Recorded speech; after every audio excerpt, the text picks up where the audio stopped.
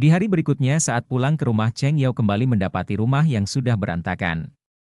Qian juga ada di sana sedang duduk santai dan mengatakan bahwa anjing Cheng Yao lah penyebab semua itu, tetapi sebenarnya Cheng Yao mulai menyadari bahwa semua itu adalah ulah Qian.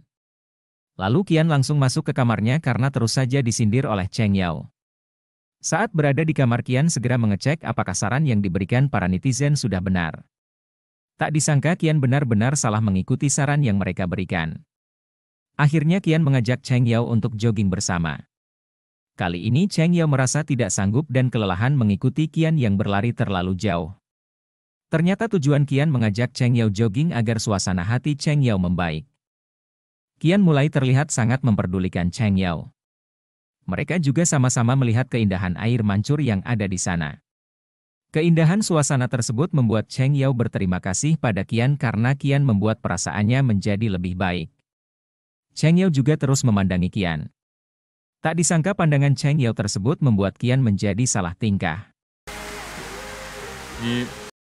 Keesokan harinya Cheng Yao terlihat begitu bersemangat karena Qian memanggilnya.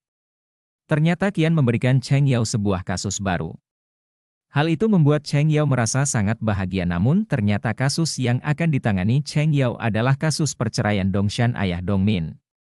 Qian juga memberikan beberapa masukan dan saran untuk Cheng Yao agar ia bisa menyelesaikan kasus tersebut dengan baik.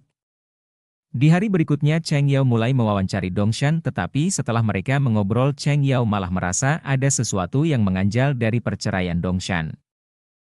Lalu ketika Cheng Yao kembali ke perusahaan, ia semakin yakin jika Dongshan memang menyembunyikan sesuatu dari alasan perceraiannya.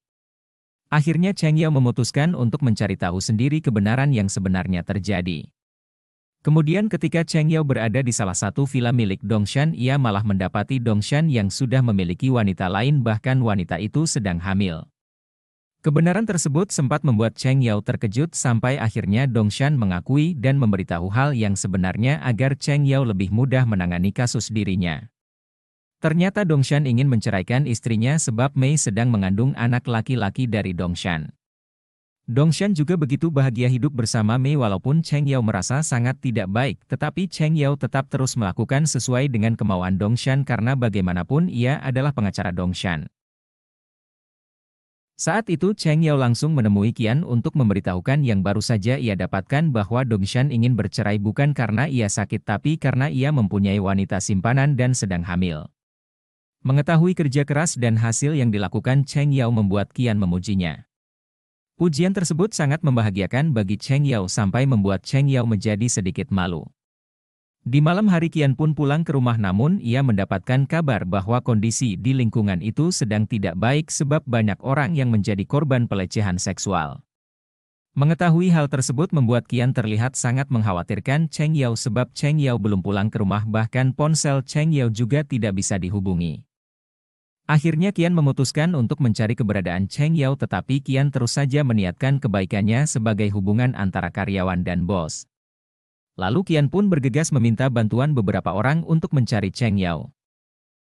Kali ini Qian benar-benar terlihat sangat khawatir, namun tak disangka ternyata Cheng Yao hanya mengajak anjingnya jalan-jalan, bahkan anjing tersebut malah berlari menghampiri Qian dan langsung menjilati wajahnya padahal anjing itu baru saja memakan sampah.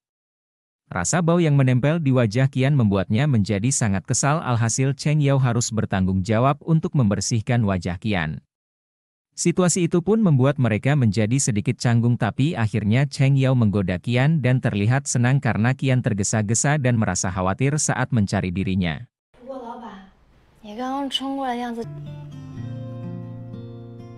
Keesokan harinya Cheng Yao sudah menyiapkan sarapan pagi khusus untuk atasannya tersebut karena Cheng Yao merasa bersalah atas apa yang dilakukan anjing peliharaannya.